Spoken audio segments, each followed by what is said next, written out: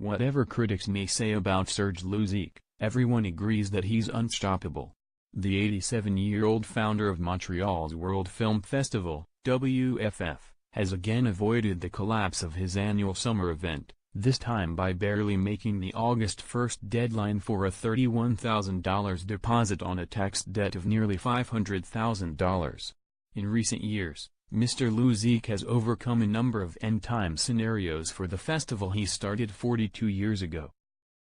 On the eve of the 2016 edition, for instance, most of his staff quit en masse, and Cineplex withdrew its 7 promised theaters, leaving him with 1. Somehow, he scraped through. Revenue Quebec chased Mr. Losique through the courts, gaining an injunction from the Quebec Superior Court that would have shut down the festival if the payment hadn't been made. The tax agency said it had made a similar demand in 2015, which Mr. Losique ignored. It also revoked his license to operate a commercial enterprise. The founder ran 2 more festivals without it, and is now preparing a 3rd.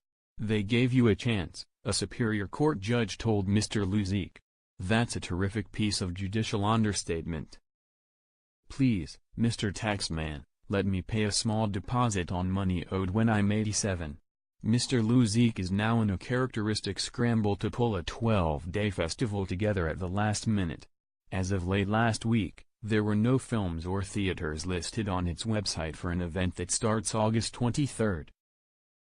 The turmoil at the WFF has had negative effects on the image of Montreal's fractured festival scene. When programmers for other events go looking for films abroad, they sometimes have to clarify that they are not that Montreal Film Festival. The WFF also played an indirect role in scotching the idea of fusing film events with overlapping mandates. In 2004, Telefilm Canada and Quebec's Société de Développement des Entreprises Culturelles, SODEC, stopped funding Mr. Losique's event and invested in a startup festival that they hoped would absorb the Festival de Nouveau Cinéma. The merger didn't happen, and the new shindig was a financial bust that died after 1 year. And speaking of Montreal's crowded festival landscape, I wonder why the city needs 2 animation events. Why, too, is the Festival of Films about Art, which mostly shows documentaries, a separate concern from the Montreal International Documentary Festival? Fewer organizations means higher visibility, less overhead, and less competition for sponsors. Each festival has a different history, of course, as well as its own ruling personalities and self-image. All of those factor in a continuing conflict between long-established Pop Montreal and the Mylexend Festival, which sprang up last year.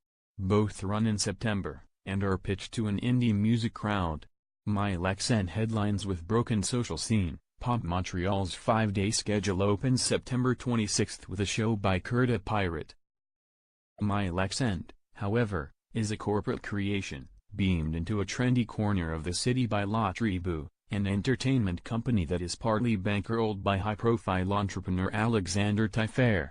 Pop Montreal is a not-for-profit organization that built itself up slowly and has deep roots in the scene. Not surprisingly, Pop Montreal smells an interloper, and is finding it harder to find corporate sponsors.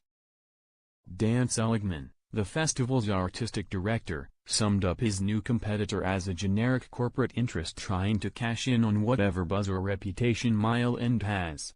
La Tribu CEO Claude Larive, at the announcement of his event's second run, said, "I think there's room for everyone." In any case, Mylexend seems to be going through an identity crisis. Instead of building on last year's single music weekend, it has split into 3 weekend events: Music, September 1st and 2nd, Laughs, September 8th, and Oktoberfest, September 15th. Comedy seems an odd choice for expansion, given the birth of a new comedy festival this year and the continued good health of the huge Just for Laughs. An Oktoberfest crowd is surely a different slice of humanity than the one that shows up for Broken Social Scene.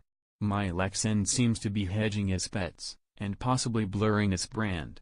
Meanwhile, Mr. Losique's brand at WFF is becoming clearer than ever, unfortunately. Perhaps he needs a new word to describe his harem-scarum event. Festival has too many associations with carefree revelry.